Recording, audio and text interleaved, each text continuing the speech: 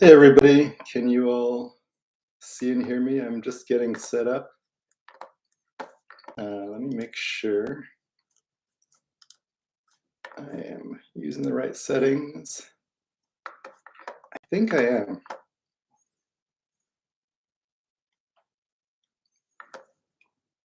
Okay. Can you all see and hear me? This is Leo about from Zen Habits, getting ready to go live, or actually I am live. Awesome, Diana, thank you. And just to acknowledge Diana is a member of the Zen Habits team and uh, is one of the main people responsible for this live in particular, helping me to schedule it and set it up and moderate it, but also this YouTube channel that we've been creating together. So Diana, thank you for your help. So I, as you know, I'm Leo Babauta, a creator of Zen Habits, and I'm just kind of playing around with the YouTube live format, but in this stream, we're going to talk about some mental habits. And I don't mean mental in the kind of vernacular of like crazy habits. It's not all mental, but um, this is about the habits of the mind. So I'm gonna pull up my notes. I keep typing the wrong thing. And pull up my notes, and let's dive into the topic. A couple of things before I dive in. First of all, comments are welcome. If you're watching live, one of the benefits is you get to comment. Let me know what's helpful to you. Is there some kind of insight that you're seeing as I talk? So feel free to put into the comments. I'd also, hey Phil, good to see you. I'd also love for you to share where you are in the world. I just love to know like who's here, who am I talking to? So I'm not just talking to my screen, but I'm talking to real people in different places in the world. And then if you have questions, I really, really appreciate it. When I do webinars or YouTube lives or workshops, one of the things I really encourage is that you clear away everything else and just be here with us. It's a kind of old habit of a lot of us to be, turn this thing on while I'm doing this other thing, maybe doing three things at once, and that might feel really productive, but it isn't optimal for actually learning anything. One of the problems with online learning is that we can buy courses, really great materials, and then just never actually do it. So that's a problem. But another one is that we do it very distractedly. We kind of switch between one thing and another, and we're only kind of half paying attention. And this is actually very related to the topic that we're talking about today. So if you would like to be practicing with that, I would love it if you could just give this your full attention. Take notes, put this into action. Don't just try and listen and absorb by osmosis. Okay, Sheila is in the Netherlands, Eindhoven, um, Bangalore, India, Sudhindra, if I'm getting that right. Marcus from Germany, cool. All right. So seems like people on the other side of the Atlantic and even South Asia. Awesome. Antwerp. Oh, cool. So we have yeah, a few Europeans here, and I'm glad to have you here.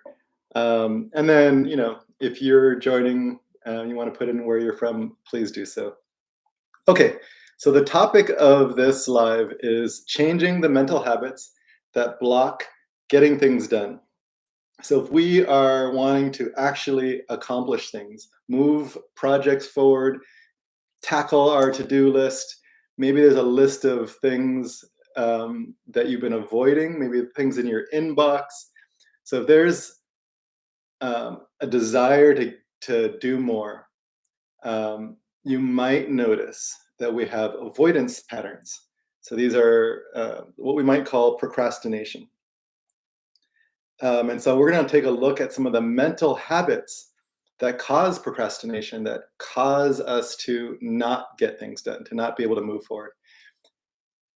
I think it's really important that I say that getting things done isn't always the most important thing in the world. Relationships, enjoying life, being in the moment, um, finding some play and some rest and some exercise and some, connection with the world around us. These are really important things. But with that said, I'm assuming that the people I'm talking to, since you're watching a live on the Zen Habits channel, I'm assuming that you all get that. And so I'm not here to say the most important thing in the world is getting things done, being productive, being efficient. Um, but um, but let's say that you are getting blocked, and this is actually a real problem. We're procrastinating, we're avoiding, we're getting distracted, we're getting caught up in busy work, and the important things are not moving forward. Maybe there's some things that are really important that we've been avoiding. Maybe there's an important project that you've been wanting to do and you're not doing it. So that's what we're looking at. And so if you're struggling with, overwhelm, with procrastination, with time management issues, we're going to talk about some things that I think will be helpful. Now, of course, these are issues that we could cover for days, but I'm just going to cover some things that I think are really important, specifically around mental habits. So we're going to talk about some things that I think are usually hidden mental patterns. We're going to talk about techniques for shifting some of those patterns, some mindset shifts. We're going to talk about overcoming procrastination, and then I'm going to talk about, if I can get to it at the end, simple time management, and why time management is actually usually not what we're trying to do here. Um, okay, Jyoti, good to see you. I think you and I have a call coming up. Okay, good to see all of you here. Nicole from Florida, awesome. Okay, cool. What a cool group to be here with. Thank you for sharing where you are, and if you haven't yet, please do. I love to know like who I'm talking to. And if there's anything that's really resonating with you, if you're like, yes, procrastination is my biggest thing, or overwhelm, or you know, uh, time management. Natanya Israel. Hi, Misha. Good to see you. Good to see friends here. It's always nice to hang out with friends on a Saturday. Okay, so let's talk about some hidden mental patterns. So we all have typical ways of thinking, of viewing things, beliefs, and these usually are hidden. We don't see them. Working with a coach, or trying to like move forward, a therapist would be another one. These are places where these kinds of hidden things come to the forefront. But for the most part, we can think of them as this operating system that's running in the background. So we don't even know that they're there. If they're hidden, there's not much we can do about it. Now, some of you have been, working with us for a while, and you might have identified some of those patterns for yourself. So if you have, feel free to put into the chat as I call them out, or if I don't call out your particular one, go ahead and put in the chat. So I'm not saying that everyone watching this doesn't know that these exist. They're usually hidden. We usually can't see them. So for the most part, they run in the background. And of course, if they're running in the background, nothing you can do. It's like, if you, um, if you have this like hidden view that all people are scum, right? If that's a hidden view, imagine how you're going to interact with others. I would imagine you try to avoid interacting with others. You might be really rude to them. You're not going to have good relationships. People are not going to respond very well to your rudeness or your avoidance. And actually, they will start treating you like scum. So that would be an example of what we might call a self-fulfilling prophecy. Now, not all hidden mental patterns are self-fulfilling prophecies, but in that case, as I just laid that out, you could see that actually we start to create the world around us. If I believe all people are scum, I start to create a world where people start treating me really badly, and it reinforces the view. And that's actually what usually happens. It's not that we create a self-fulfilling prophecy, but we create a reality that reinforces the belief that we started with. All people are scum. Well, look, I have plenty of evidence, right? Of course you do. So you're not making it up. It's not that you um, are just like imagining things. People are treating you badly. But again, from that mental view, we start to create a world where that's more likely to happen. Now, there might be some people, interestingly, if I'm going to go down the path of this particular example, there might be some people who actually treat us well. Maybe they're kind to us and they're like, "Oh, Leo, you're a great person. I love your haircut." And that, through the view of all people are scum, I'm like, what are they trying? What's their game, right? What are they trying to do? Maybe they've got a hidden agenda, or maybe it's like, yeah, yeah, yeah, they're just saying that to be nice because they're, like, that's not really true. They don't really believe that. Maybe they're, trying to sell me something or manipulate me in some way. So again, from this view that all people are scum, I'm going to interpret things through that view. I'm not even realizing I'm doing that. Now, this happens to all of us all the time. So we can't even see it. But all people are scum is not a good example for what we're talking about today, which is blocking getting things done, procrastination.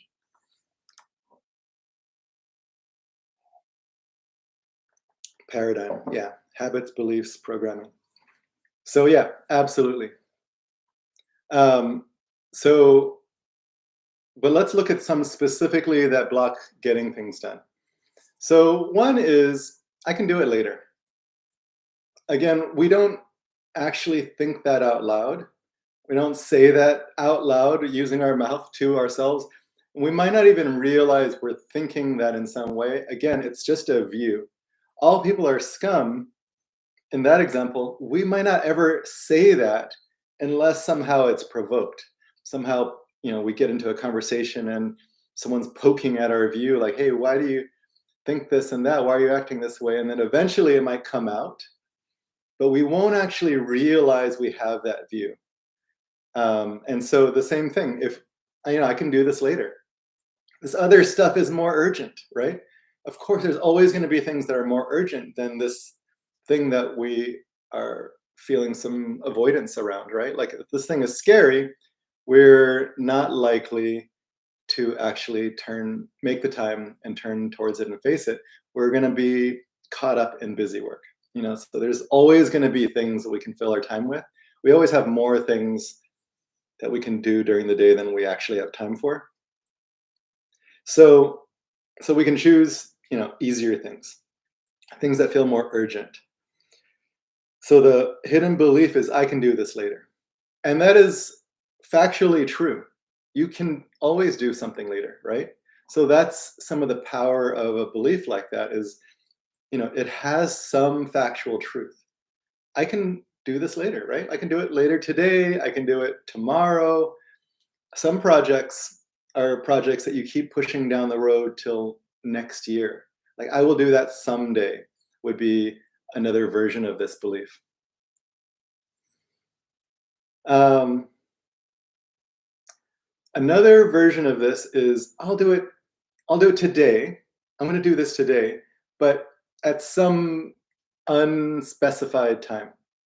So that's a hidden belief. We don't actually say that usually. It's like, yeah, okay, today I'm planning to do this, exercise, I'm going to meditate, I'm going to journal, I'm going to, write, do some creative work, and I'm going to work on that project. So we've got like a list of things that we want to do. And so the hidden belief is I'm going to do it sometime today. That's a little bit different than I can do it later, but it's actually just another form of I'll do it later, right? Like you haven't blocked off the time. You don't know when you're going to do it. You're just like sometime today, which is not, it's another way of saying not right now, right? And that's, we have to say some things are not right now, right? Like I'm not going to do all 5 of those things I just listed all at once right now. But it also is a way to not specify when I'm going to do things. So I haven't committed myself. And when I haven't committed myself, then, when am I actually going to take that on? Now, I will say a lot of times we do take on some of those that, if we had 5 things that we want to do, like kind of floating commitments. If we have 5 things that we want to do, we'll probably do some of those. But there's always going to be 1 or 2 or 3 out of those 5, maybe all 5, that we don't do. And the reason for that is because we have a hidden belief that I'm just going to do it sometime today, which again is I'll do it later, whenever. Like I don't want to think about it. I don't want to commit myself. I don't want to like actually specify. Now, I don't think that you need to actually specify every single thing. I'm only pointing to the hidden belief that's there. If we know that the hidden belief is there, then we can start to work with it. It doesn't mean you have to block off every single thing. But if you notice, like I'm not meditating, I haven't been for months, this might be the hidden belief. You're like, I'm going to meditate every day. And then when? Sometime tomorrow, I'll meditate. Another hidden belief that I've found very pervasive is it's pointless. Now, again, most people don't say those words, but there's some kind of hidden belief that is a version of that. So, for example, no one's going to care. No one's going to, let's say I create something and I put it out into the world. No one's going to listen to this audio thing that I just put out. No one's going to read it. Or they might read it and they're going to be like, it's just noise. One of millions of things. Or they're going to read it and they're not going to really think it's that valuable. And so then what's the point, right? If A, no one ever reads it, or 2, they read it and it's, just some noise, or 3, they actually read it, but then it doesn't actually have an effect on their life. They don't think it's valuable. Then what's the point, right? So there's truth to that. It's pointless. It's pointless. I'm just, screaming into the void. So because there's truth to that, this is a really powerful one. There's some other versions of this. So no one's going to care is the first one that I mentioned. So why bother, right? Why bother is actually another phrasing of this. Or how about this? I'm going to start a new habit, and I'm like, I'm going to, run every day, right? Or do some kind of exercise every day. But then I think about the 20 million times I've said that before and failed. Then I don't really believe that I'm going to do it. So I don't have trust because of those past times. 20 million is a lot, just in case you didn't realize. I'm a habits expert. So I realize that 20 million failures is a lot. I'm teasing. But yeah, so if you failed 20 million times, I'm, obviously exaggerating, but if you failed that many times, then what's the point of trying now? You know it's going to fail. So if you know it's going to fail, why bother? What's the point? So again, that is a hidden belief that I think is very, very, very pervasive. Another one, this would be another version of that, is the like, screw it, fuck it, that kind of thing. It's like, I don't want to do this, screw it. And what's usually behind that is just like this moment of like, like maybe I missed yesterday. Like, so let's say I wanted to eat really healthy, and yesterday I gave in to social eating and I ate a bunch of junk with everybody else and drank a bunch, and then today I'm like, I should get back on it, and then I'm like, but I failed yesterday and I'm feeling discouraged. Screw it, I'm just gonna eat that cookie or pile of cookies. So that's another hidden one. Let's see. Let me look into the chat. Phil says, I find Leo's focus sessions super to boost my accountabilities. I don't want to disappoint. Awesome. Phil is in my Fearless Mastery program right now, and he's doing amazing. It's great to have him in there. And we do focus sessions. These are like hour-long Zoom calls where we work together. It helps a lot. And we also have those in Fearless Living Academy. So if you want to check that out, it's fearlessliving.zenhabits.net. And we have focus sessions there as well. So I do focus sessions, or the group does focus sessions in both programs, and they are really powerful. David says, I often get the belief I'm too tired or I don't have the energy for this. Yeah, okay, great. So those are, again, as thank you, Deanna, for the link. As David's saying, there's truth. There is some truth. I actually am tired, right? I don't have a lot of energy. And so, there is nothing wrong if you're tired of taking a rest and doing something, putting off something till tomorrow. I want to make sure that's really clear. If your tendency is never to let yourself rest, then this is not the hidden belief to work with. The hidden belief is there's something wrong with me if I rest. I'm going to fail if I rest. But this one that David is pointing to is a hidden belief is that I can't do hard work if I'm tired, right? And so for some people, it's not that they never let themselves rest, it's that they never actually face the difficulty of being tired. Um, Misha here in this chat knows that I've been trying to learn chess, and he's been helping me playing games with me. He's a much stronger player. But I was listening to a chess expert on something, and he was saying when your brain gets tired, you're working on a chess problem, you're trying to figure it out, and let's say you've been working on several problems for like half an hour. Your brain's tired, and you're like, ah, I can't do this anymore. He said that that's a very trainable moment. And I thought it was really cool to like hear him talk about this because most people don't think this way. So he said when he does this, whether it's half an hour in or 3 hours in, when he gets to the point where he's like, I can't think anymore, my brain's too tired, he makes himself go for 5 more minutes. And what you can see in that is that there is a willingness to engage at least for a little bit longer. 5 minutes is not going to kill anybody. You're not going to, get into exhaustive burnout from 5 minutes of hard extra work. But we can train ourselves to stay and do hard work when our brains are tired, just a little bit longer.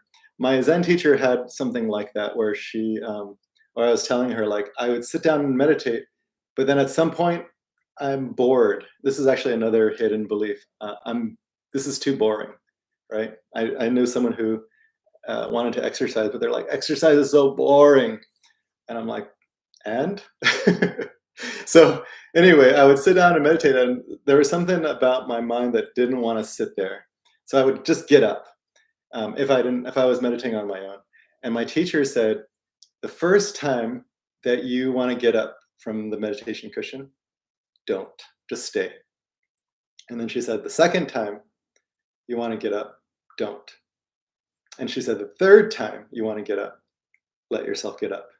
And I really like that because like this chess expert who gave himself 5 more minutes, it's a balance. You're not killing yourself. You're not going too far into hard, harsh discipline, making yourself do something you really don't want to do. But you're also not just letting yourself off the hook immediately. You're letting yourself have the discipline of staying for a little bit longer. Rodrigo asks about my phone. If I can get to it, I will. We'll have a Q&A. I'll try and have a Q&A session towards the end.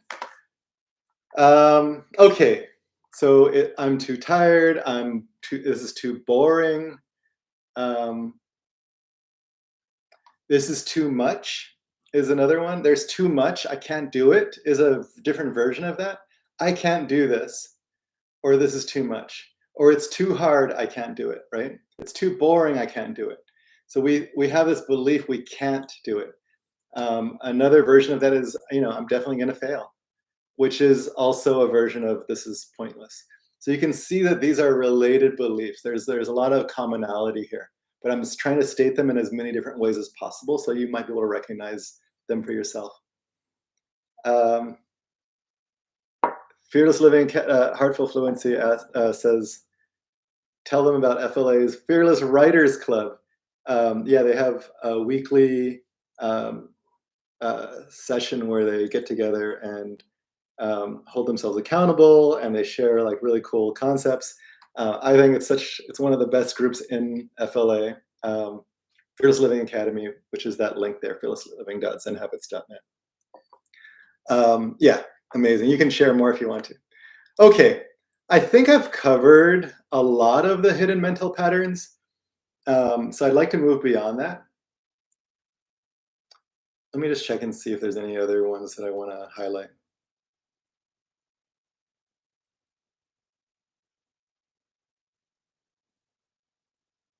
I think that's good enough. If there's any that you have that you would like to share, feel free to post in here in the chat. Um, Phil asks, I guess you mean it is about training and practicing resilience by doing another 5 minutes. Yeah, yeah. It's like my brain is tired. I don't want to do this anymore. I can't. And if you believe that, then you'll stop. But if you're like, actually, I can do 5 more minutes, let me keep at this for 5 more minutes. What you're doing is you're creating a new belief. You're training your mind to be resilient, but you're also training a belief that you can stay with something even when it's hard.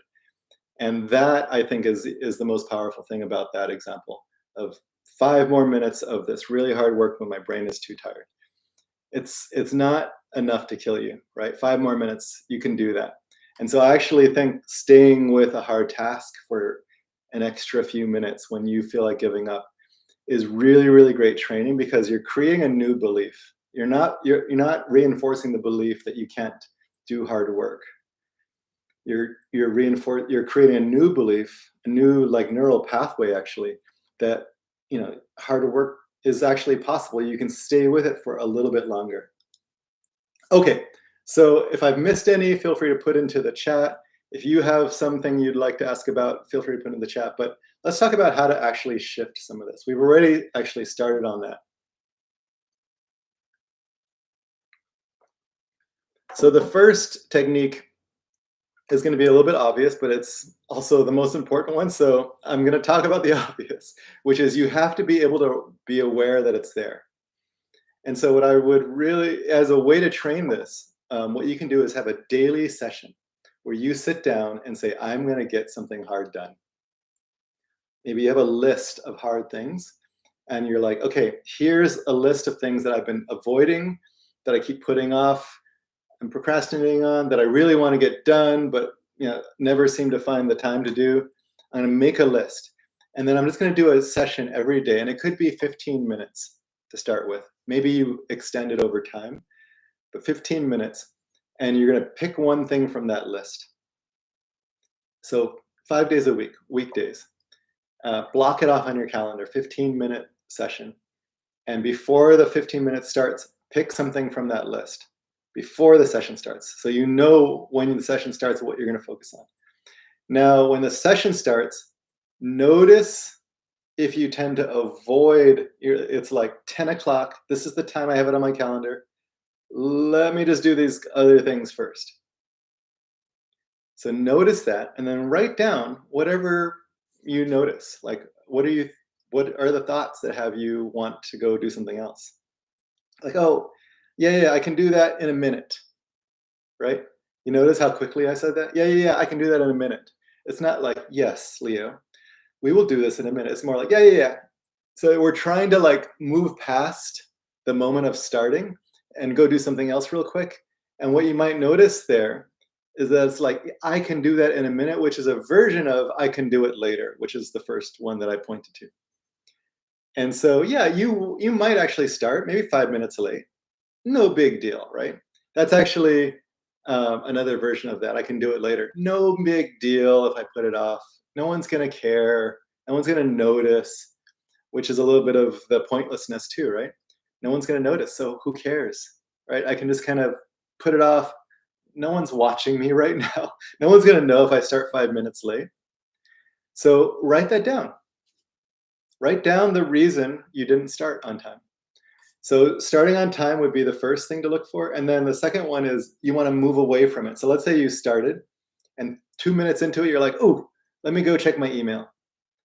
Notice what thought enables you to go check your email rather than staying with this. Why is it okay to go check your email? And of course, literally, it's okay. There's nothing physically wrong with checking your email. There's nothing morally wrong with it either.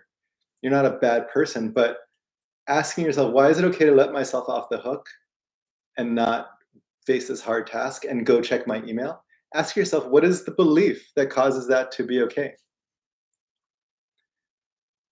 Okay, so write down these things. If you start to write these down every single session, just keep a little bit of a log. After a week, you will have a lot clearer idea of what your mental patterns are. After a month, you will most likely um, be very clear on it. And you'll see the ones that show up over and over and over again. Um, okay, so the first step is getting clear on it. And then when it shows up in the moment, right now, it's 10 o'clock, it's about to start, it's time to start, and I want to go check my email, or I want to go check, my favorite social media site, my favorite news site, or whatever it is, right? I want to go do this quick task real quick. If I just get that out, then I can come back and feel better. That's actually another hidden one. If I can just clear the decks, would be one way to phrase this one. If I can just clear the decks, I'll feel settled, and then I can start, right? I'll feel settled, I'll feel better, I'll feel like that's off my plate, I don't have to worry about it, then I can start. If I just do all this, and the hidden belief there that we might not realize is I'll start when I feel ready. And this is a smaller version of something that we might say, if I'm going to like start a business, I can start the business when I feel ready, which never happens. You never ever ever feel ready to start a business or to go into the unknown or to do something scary. So we want to leap um, before we feel completely ready. Now, I'm not saying there's something wrong with being ready or getting ready or doing some preparatory things. That's totally fine. But we can notice we can use it as a delay mechanism. As a little side note, I had someone ask me, when do you think I'll feel ready to have kids? And I'm like, never. You'll never feel ready to have kids. Whoever is ready to have kids, whoever knows what's involved with that. And we would say the same thing with when will I feel ready to write a book? I've used this example before, but I talked to someone who, when they came to me, they said, I need some coaching. I want to write a book. I've been wanting to write it for a long time. I've been joining these different programs and courses, and I've joined like 20 different courses and programs on how to like get ready for writing or get the right mindset or all of these different things. And I'm like, oh wow, how much have you written? And they're like, well, I haven't written yet. I'm trying to get myself ready. And then I'm like, how long have you been doing this? And they're like, more than a decade. And that example, I think, is I'm not using this to shame this person or ridicule them. I think it's really important because it's instructive. We can see that this person has been trying to get themselves ready, take all the courses, read all the books, talk to all the experts, do everything they can to get themselves ready, and they still aren't that way after a decade. So I just need to do this to get ready, do these few tasks to get ready, or take these courses or read these books, then I'll feel ready. That's a hidden belief. Okay, so we want to notice that it's there. And what we want to do, if you could do a little bit of journaling, this takes 5 to 10 minutes. I'd love for you to journal about the prompt of, if I always give in to this belief, what kind of a life will that create? What kind of and what are the consequences of this belief? So we want to play it out. It might be the life you already have, right? But we're just playing it as a hypothetical, right? So if you're like, you know, I'll do it later. This other stuff is more urgent. Then you might journal about like how does that play out? Right? If this thing is not as urgent as these other 20 things that I have, and I can do this one later, then when will I do it? Probably never, right? Until there's some kind of external pressure on you, like finances or someone shaming you or whatever it is. You don't want to look bad. So at some point, you might force yourself to do it. But if this belief gets to play out the way it wants to, then what happened? You're probably never going to do this. You're probably going to never do that. You're probably going to never do that. What are the things you probably will never do? That's another good part of this. Is like, well, I'm never going to write that book. I'm never going to, climb Mount Kilimanjaro. Um, I'm never going to take the Trans-Siberian Railroad, right? So like I'm never going to read Ulysses. And so you can have, you can play this out and you can be like, well, these things that I really want to do, I'm never going to do them if I follow this belief. What's the impact of that? Like how would that be for you? I'm like, oh, well, it'd be kind of sad. These are the things that I really want to do. What have I missed in the chat? Let's see. What's a good reminder to counter that belief? I don't feel ready. So that's the next step is to, what would be a new belief you would like to inhabit? Imagine you get to like try on a belief like a suit, right? What would be a new kind of belief you'd like to inhabit? And one of my teachers said, you want to stand in that belief, stand in it as if it were something you can be, like inhabit that belief. Come from that belief is another way to put it. And so you want to come up with a belief that you would like to inhabit that will actually create change for your life. And so it's like, I don't feel ready. Yeah, I don't feel ready. That could be true. So you want a belief that doesn't negate that truth of that. I don't feel ready. I feel shaky. But you might be like, something like, the greatest adventures start with this kind of shakiness, right? Something like that. It's like, this is how we start something really epic, right? Something really meaningful starts with this kind of shakiness of, I don't feel ready. So you can come up with a new belief, and then what you have to do is write that down and tape it on your computer. Put it as the lock screen on your phone, like make a wallpaper and put it as your lock screen. See it and say it every single day. And when I say inhabit it, what I want you to do is imagine that belief were your most like rock solid belief, the thing that you believed in the most in the universe. Another one is I trust myself. I don't feel ready, but I trust myself. I don't feel ready, but I trust myself. So I trust myself. Now you might not actually believe that. And so you might be like, Leo, are you saying fake it till you make it?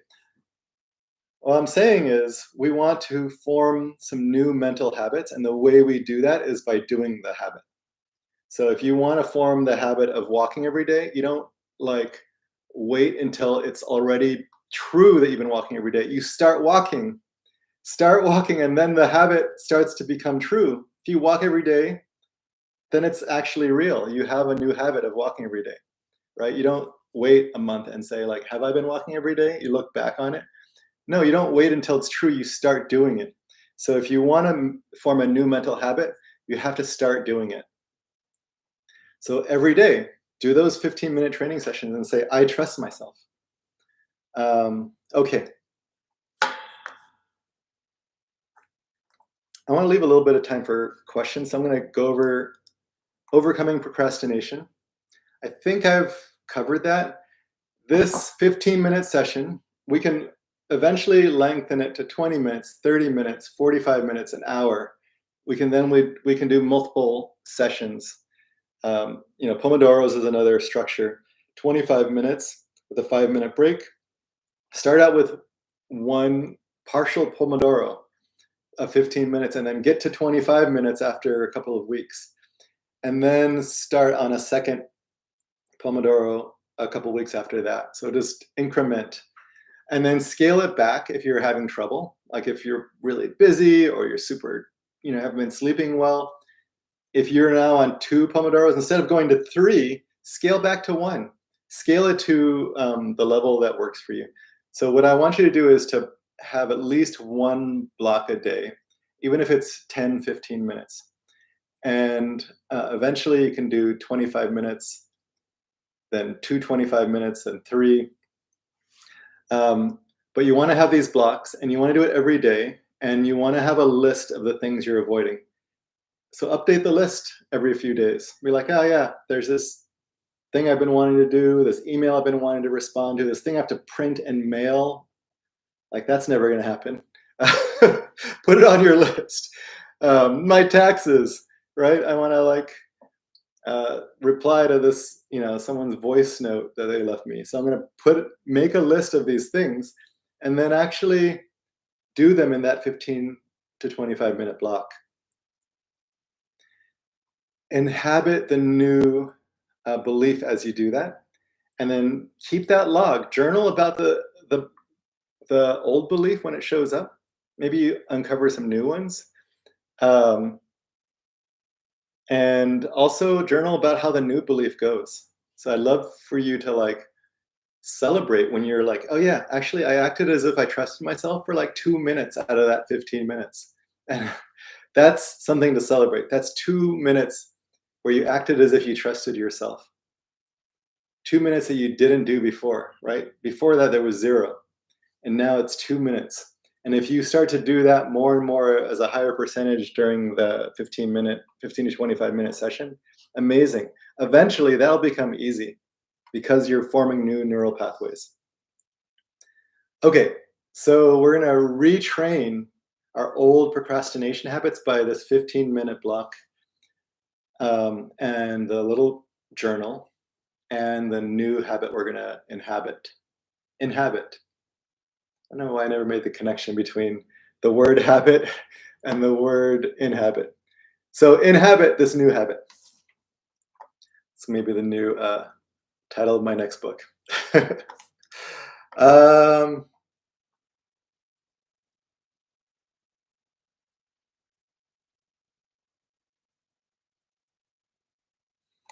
Jyoti says, my pattern is if I do this, something bad might happen. So let's avoid that task now. Yeah. So that is a, fear, anxiety kind of thing where maybe something bad happened to us in the past. And so then we have this belief, just like the original belief that I talked about, all people are scum, like all tasks like this are scary.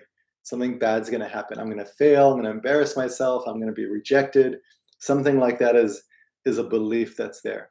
So there is nothing wrong with that. Something bad might happen is the belief, that kind of the underlying thing, just like people are scum. These tasks carry that kind of danger. Of course, if we think they have danger, we're going to act as if they have danger. Avoiding them would be perfectly rational from that belief. So we want to create a new belief, like, actually, I can handle this. I can handle even if I get rejected. I can handle even if I do this badly. I can handle that. And so we want to come from the new belief. Sandy says, in focus sessions, often very uncomfortable with my sitting, then I change my leg positions, body positions. Even I want do the task while lay in bed. Yeah, so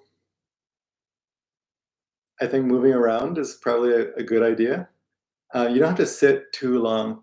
If you work better after moving every 5 minutes, then go ahead and do that. There might be some belief that you have to do it a certain way.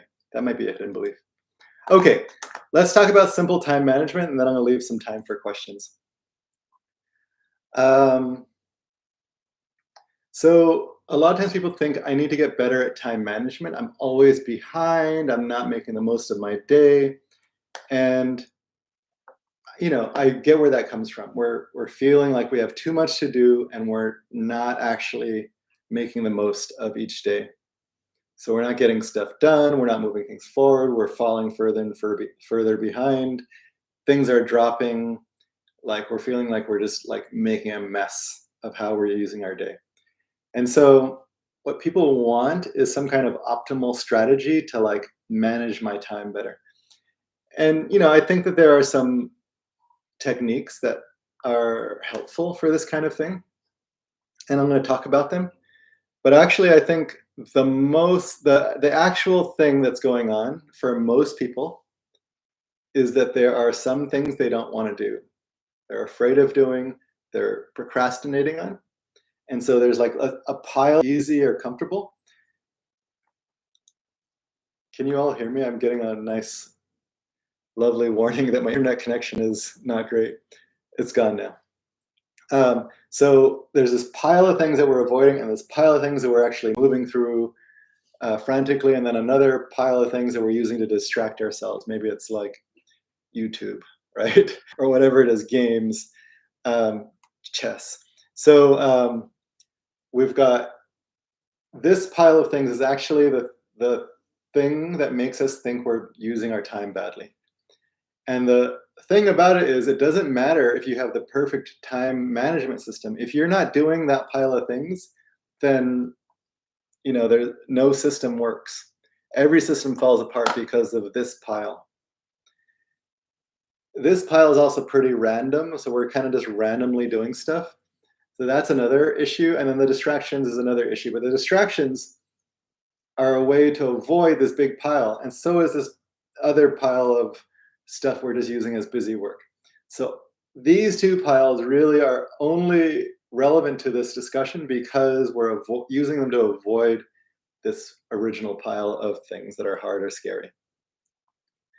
So in time management, actually things become very easy if we recognize that this is actually the underlying issue. Is we have some kind of avoidance, procrastination, resistance, fear, anxiety, overwhelm about that pile. And the time management system is actually very simple, which is I'm going to pick something here that I actually want to take on and start doing it. Just put it in front of me and single task. If you do that, start moving through this pile, your life will start to flow. You will start to be moving through things. And I don't just mean work stuff. This could be exercise or whatever it is that you think is really important, but that you've been putting off. So it could be a pile of things, and you start doing them, your life will start to flow. The distractions don't become that big of a deal. Like, you can use them to kind of take a break. The busy work is something that we still need to like worry about, because it's not like it just goes away. But this stuff is the hard stuff, and we're doing it now. The busy work we know how to do. So now we just need to figure out how to actually do both, right? So the technique that I've been talking about, these hidden beliefs, the new belief you're going to inhabit, and the blocks of time, let's say the training sessions of 15 or more minutes a day, that's what we're going to use to tackle this pile. And for some people, if this pile is something you've been putting off forever, and you don't even do one thing on that pile each day, then just doing one is actually going to be a huge difference. It will make a big impact. Just doing one, if you've been doing 0 on average, right? Like maybe do 1 a week, right? So on average, we would say let's like close to 0 a day. So if you start doing 1 a day, the impact of that will be huge. And that could be 15 minutes a day. So, and if you notice what I'm saying here is 1 of those a day for some people is going to be incredibly impactful. And it only might take 15 to 20 minutes a day. This is not a time management issue. It's a focus issue. It's a hidden belief issue. So we want to like come from that idea. Now, with that in mind, there are some time management techniques that can help with that.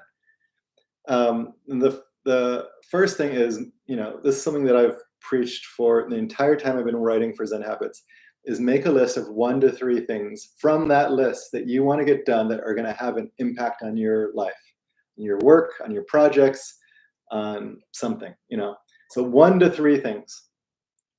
Now, once you get into the flow of that and you're doing 3 things pretty regularly, you can make it 5. But start out with just 1 to 3 things, maybe just 1 a day for the first week. I'm going to take that 1 thing a day and I'm going to put it into that 15-minute session, and I'm going to do that. and I want to block off that 15-minute session on my calendar and make it sacred. Like you don't miss a doctor's appointment, you don't miss this. Never miss it. And, except for an emergency, right? So if you do that, for people who've been doing close to 0 on average a day of these important tasks, you start doing 1 a day, it will have a big impact on your life. Now, if you're already, doing 1 a day, and 3 a day would have a big impact, then that's what we're shooting for there. So we want to just look at where we are now, what would have a big impact. If you do 3 a day on this list, it's going to have a big impact. I went through a period recently where I had a hard time motivating myself. And so just getting back to 1 a day was actually really big. And I actually took that one thing and I broke it into little pieces so that I could actually do it, because I was having a hard time even focusing on that one. These days, I start my day with planning the most important things, and then I also plan a bunch of other small things that I want to do. So most important things, let's say there's 3 of them, and then a bunch of other small things. And then I block that off on my calendar. I have a focus session, Phil mentioned it. I have a focus session, let's say at 9 a.m. I'm going to do my book writing at 9 a.m. That's what that focus session is for. Now, let's say I have a focus session at 12. Okay, there's a couple other important tasks that I want to get done. Maybe writing a blog post, maybe recording a YouTube video, maybe creating a landing page for a retreat that I have got coming up. So I block those off. This session is for this. Then I also have some other sessions for admin tasks and busy work. So I need to clear out some emails. I need to reply to some people. I need to reply to some messages. I need to do some financial things. I will do that. Actually, I do that before the 9 a.m. session. So I will do a bunch of them before, and then I also do it after my afternoon session. So I have 2 blocks to do smaller tasks that I need to clear out. And with that, let's say 2 blocks for my most important things, my 3 most important things, and then 2 blocks for my admin tasks. The rest are for appointments or other things that I want to do, let's say studying chess or meditating or exercise. I will find blocks for those as well.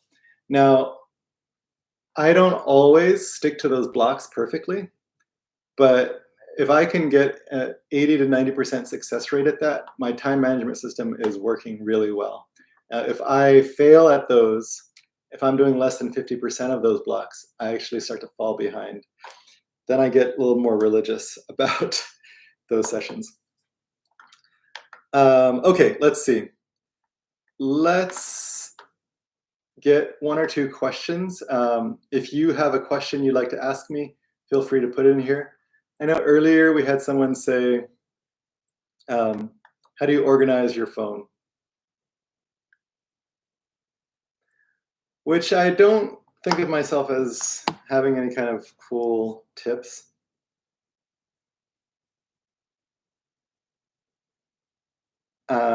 Let's see.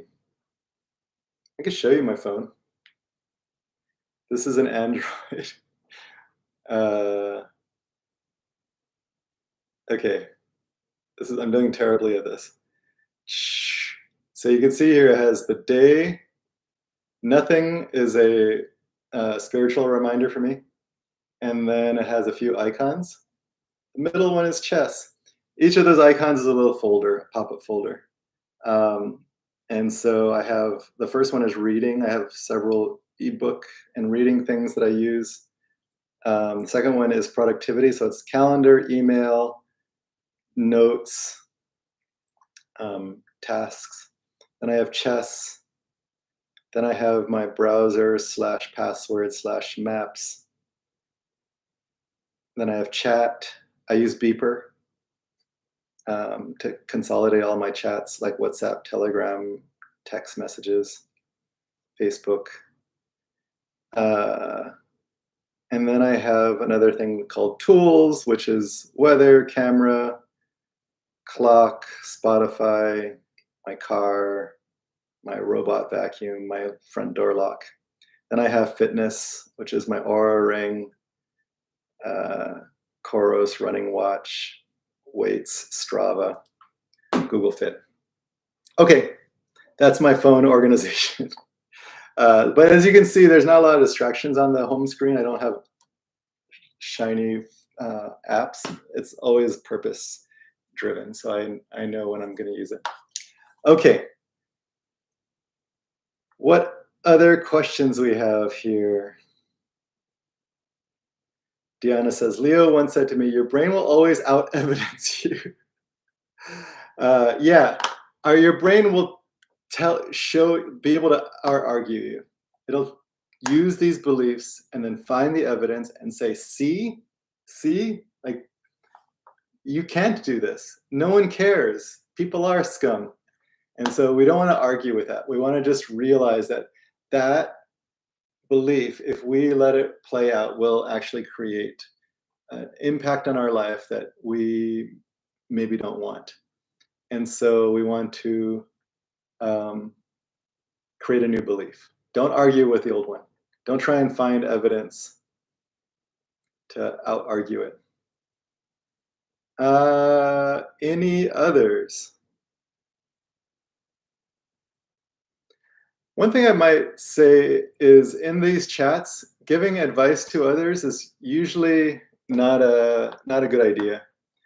So if you're throwing advice into the chats, it's not necessarily a good idea. Mostly because you don't know the other person enough, and it can come across pretty badly. So if you start doing that, I would avoid. Ulrike, I am saying your name wrong. I apologize. Ulrike. Thank you for your work, Leo. You helped me push through and believe in my own writing. Awesome. Task is too big, too complicated, takes too much time, don't know where to start. Then I go to easy, fun tasks. Yeah. You notice there's a belief the task is too big or too complicated, takes too much time, right? And so there's already a belief in that. It's too hard, it's too big, it's too complicated, it takes too much time. So if that is our belief, then we will what? Go do some easy, fun tasks, right? So an example of a belief you can inhabit instead of that is, this is meaningful to me. I care about this task. I'm willing to work with the struggle of it. And that's, the book that I'm writing is an example of that. I'm struggling with the book a bit. I don't know exactly how to proceed with it. And I'm working with it, I'm doing it. But I don't know exactly how to proceed with it. And so it's hard. There's a lot of things to figure out here. It would be easier to do something else. But the belief that I inhabit is, I care about this. I really care about it. I want to actually create this. And so I'm willing to engage with the hardness of it, of not even knowing where to start is, so what? I can still work with it even if I don't know where to start. Let me start somewhere, right? It's better than not at all. If you say, if I don't know where to start, it's better to not start at all. You can imagine how that'll play out in your life. But if you're like, I don't know where to start, I'll try this. That's different, right? Let me just try something. This is also, by the way, related to decision paralysis or analysis paralysis, right? Where we think things through and try and figure out the perfect path. If I can figure out exactly the perfect way, the decision, and I think through every single thing and I have the perfect answer, then I can take action. And so people, because it's impossible to weigh all the factors perfectly and know exactly how things are going to play out, people just don't make a decision. It's too much. There's actually no way to proceed from that belief. But what if you're like, you know what? I'm going to choose something, anything, whatever feels good to me, and then try it and then see how that goes and learn from it. And then there's a lot less stuckness. So that would be an example of how to work with that. Okay, I think we're out of time. I'm willing to go another minute or two if anyone has anything else. Any other questions that I've missed? Let me look through the chat. Does anyone have any last question? Don't forget to hit the like button. I will. There. Okay. Thank you, Diana. I want to say thank you to Diana um, for your help here, moderating, setting this live up. Actually, she really set this up and helped promote it. It all really makes a big difference. Thank you all for coming here, Misha, Phil, Heartful Fluency. I keep forgetting your real name. I know you're someone I know in FLA. Sheila, Jyothi, Sandy, David. Thank you all. I really appreciate you showing up and being a part of this. I know a lot of you were here the last time as well, so keep coming. I love these. It's so much fun. I have a hot date with my wife to go to, so I will talk to you all later. Sending you all love. Bye, everybody.